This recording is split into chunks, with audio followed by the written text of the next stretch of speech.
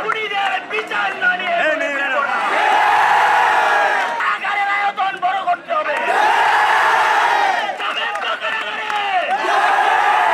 সারা বাংলাদেশ জেগে গেছে, আর বসে থাকার সুযোগ নাই।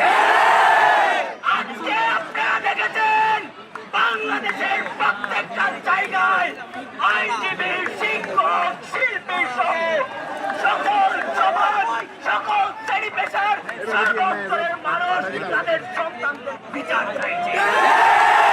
আমরাও কথা দিচ্ছি, আমরাও বিচার না নিয়ে ফিরব না। আপনারা দেখেছেন আমাদের ওপর, বাংলাদেশের ওপর গণহত্যা চালানো হয়েছে। হত্যাযজ্ঞ চলেছে আমার দেশে। আমার টাকায় কেনা বলে আমার বুকের ওপর ছুড়েছে।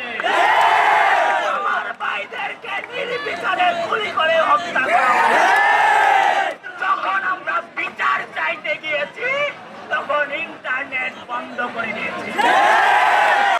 ভেবেছিল ইন্টারনেট বন্ধ করে খুনের দায় শেষ হয়ে যায়। যে সমস্ত বন্ধুরা এখানে আসেন সবাইকে মেসেজটা পৌঁছে দেন। আমাদের সংগ্রাম আছে।